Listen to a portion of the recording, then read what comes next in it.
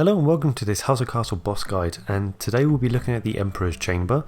It's been a while since I've done my last boss guide, so let's just get straight into it. This boss for most people will be nice and easy, but if you are struggling, don't worry, I've got you covered with a squad setup and things to look for when you upgrade your hero. In this clip you'll see we actually use 6 tanks and 2 archers. Now I know a lot of people don't actually use that many tanks, but I promise you, you can do most of your dungeons with just tanks, especially if your hero is half decent.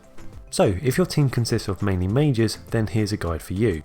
Use whatever tanks you've actually got on your team, then add again as many archers as you have, but as long as you've got Vampirism unlocked on your hero.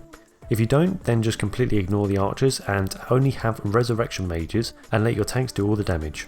If you try to use damage mages when your tanks aren't actually that strong yet, you won't actually be able to kill them quick enough and you'll just lose your whole team, if not a good chunk of them. One big tip to use, which can actually help with other bosses too, is to use the Ace Up the Sleeve. It will give you more damage for the whole team every time you kill an enemy. The Emperor's Chamber spawns out 2 allies twice, so you can imagine the increase of damage for your whole team would actually be quite nice. Onto what things you should look for to upgrade on your hero. Now because everyone are at different stages with the hero, I will just say what's best for you to go for in the future if you're behind, or what you should go for now in case you've rushed and are still struggling. For the tanks you're going to need to upgrade Vampirism, Robust Health, Berserk and Regeneration. These will allow for more damage, more health and longer lasting tanks. Moving on to mages, the best things to upgrade would be Astral Exercise, Conditioning by Magic, Sage and Double Spell. These will allow you to keep your mages alive long enough to resurrect the tanks or archers if you've got them, and the chance to even get 2 people back up with just 1 person if you're lucky enough. So lastly, moving on to the archers, the best things to upgrade would be Vampiric Arrows, Pathfinder's Endurance, Sniper and Bullseye.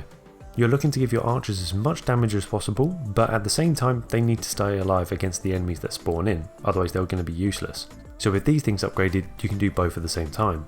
There are other things to upgrade, so if you need more help, make sure you leave a comment down below and I can either give you more advice about the hero or even your team setup if it's different.